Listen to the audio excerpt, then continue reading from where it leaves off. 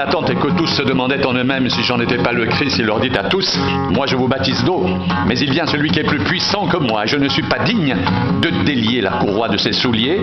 Lui, il vous baptisera du Saint-Esprit et de feu. Il a son vent à la main, il nettoiera son air, il amassera le blé dans son grenier, mais il brûlera la paille dans un feu qui ne s'éteint point. C'est ainsi que Jean annonçait la bonne nouvelle au peuple, en lui adressant ainsi beaucoup d'autres exhortations, mais Hérode le tétrarque, étant repris par Jean au sujet d'Hérodias, femme de son frère, et pour toutes les mauvaises actions qu'il avait commises, ajouta encore à toutes les autres celle d'enfermer Jean dans la prison.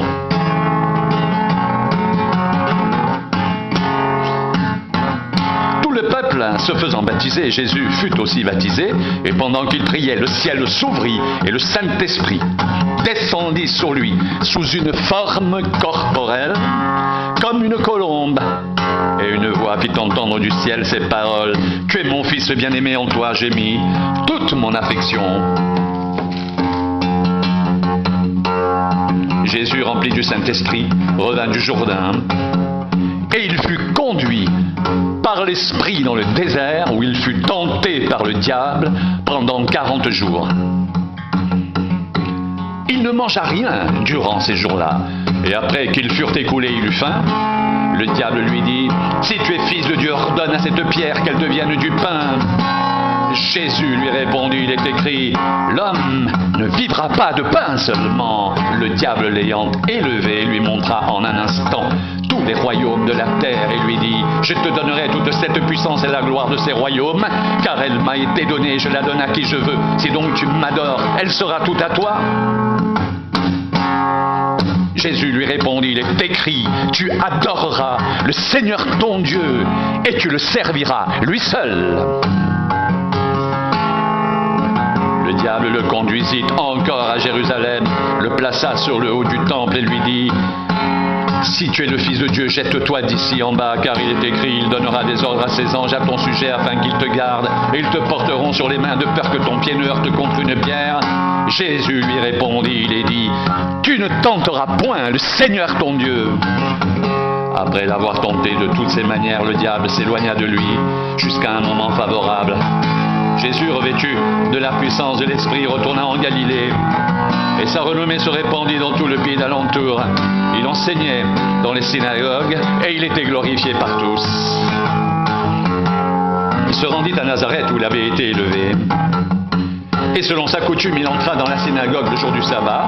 Il se leva pour faire la lecture, et on lui remit le livre du prophète Ésaïe. L'ayant déroulé, il trouva l'endroit où il était écrit, L'Esprit du Seigneur est sur moi, parce qu'il m'a oint pour annoncer une bonne nouvelle aux pauvres. Il m'a envoyé pour guérir ceux qui ont le cœur brisé, pour proclamer aux captifs la délivrance et aux aveugles le recouvrement de la vue, pour renvoyer libres les opprimés, pour publier une année de grâce du Seigneur. Ensuite, il roula le livre, le remit au serviteur et s'assit. Tous ceux qui se trouvaient dans la synagogue avaient les regards fixés sur lui, alors il commença à leur dire, « Aujourd'hui, cette parole de l'Écriture que vous venez d'entendre est accomplie. » Et tous lui rendaient témoignage. Ils étaient étonnés des paroles de grâce qui sortaient de sa bouche et ils disaient, « N'est-ce pas le fils de Joseph ?» Jésus leur dit, « Sans doute m'appliquerez-vous ce proverbe, médecin, guéris-toi toi-même, et vous me direz, fais ici dans ta patrie tout ce que nous avons appris que tu as fait à Capernaum. » Mais ajouta-t-il, « Je vous le dis en vérité, aucun prophète n'est bien reçu dans sa patrie.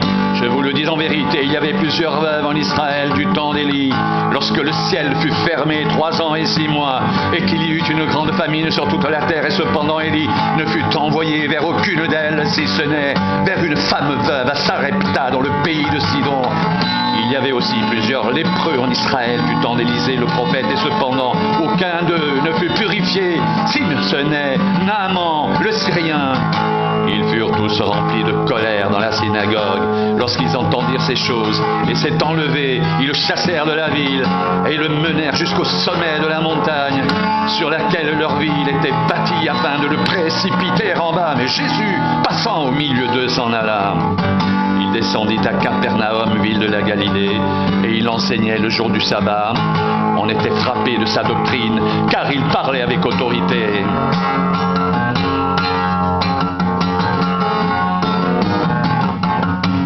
Il se trouva dans la synagogue un homme qui avait un esprit de démon impur et qui s'écria d'une voix forte: « Ah, qu'y a-t-il entre nous et toi? Jésus de Nazareth, tu es venu pour nous perdre, je sais qui tu es, le Saint de Dieu. » Jésus le menaça, disant: « Tais-toi et sors de cet homme. » Et le démon le jeta au milieu de l'assemblée et sortit de lui sans lui faire aucun mal. Tous furent saisis de stupeur et se disaient les uns aux autres: « Quelle est cette parole?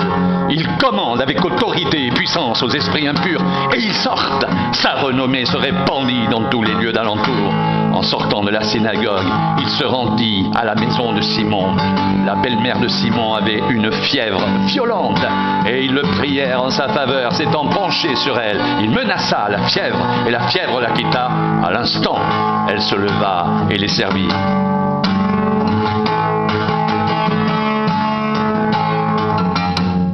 Après le coucher du soleil, tous ceux qui avaient des malades atteints de diverses maladies les lui amenèrent. Il imposa les mains à chacun d'eux et il les guérit.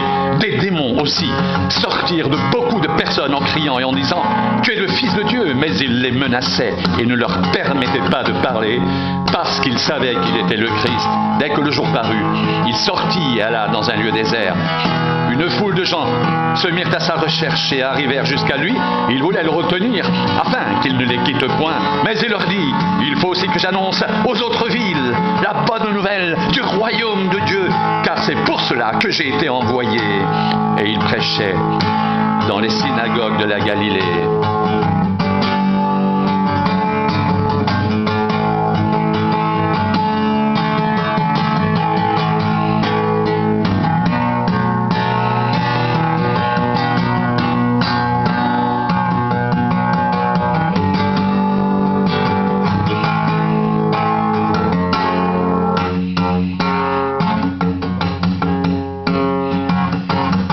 Il se rendit à Nazareth, où il avait été élevé. Selon sa coutume, il entra dans la synagogue le jour du sabbat. Il se leva pour faire la lecture et on lui remit le livre du prophète Ésaïe. L'ayant déroulé, il trouva l'endroit où il était écrit: « L'Esprit du Seigneur est sur moi parce qu'il m'a oint pour annoncer une bonne nouvelle aux pauvres. Il m'a envoyé pour guérir ceux qui ont le cœur brisé, pour proclamer aux captifs la délivrance et aux aveugles le recouvrement de la vue, pour renvoyer libres les opprimés, pour publier une année de grâce du Seigneur. » Ensuite, il roula le livre, le remit au serviteur et s'assit. Tous ceux qui se trouvaient dans la synagogue avaient les regards fixés sur lui. Alors il commença à leur dire: « Aujourd'hui, cette parole de l'Écriture que vous venez d'entendre est accomplie. » Après le coucher du soleil, tous ceux qui avaient des malades atteints de diverses maladies les lui amenèrent. Il imposa les mains à chacun d'eux, il les guérit. Des démons aussi sortirent de beaucoup de personnes en criant et en disant: « Tu es le Fils de Dieu !» Mais il les menaçait et ne leur permettait pas de parler parce qu'il savait qu'il était le Christ. Dès que le jour parut, il sortit et alla dans un lieu désert. Une foule de gens se mirent à sa recherche et arrivèrent jusqu'à lui. Ils voulaient le retenir afin qu'il ne les quitte point, mais il leur dit: « Il faut aussi que j'annonce aux autres villes la bonne nouvelle du royaume de Dieu, car c'est pour cela que j'ai été envoyé. » Et il prêchait dans les synagogues de la Galilée.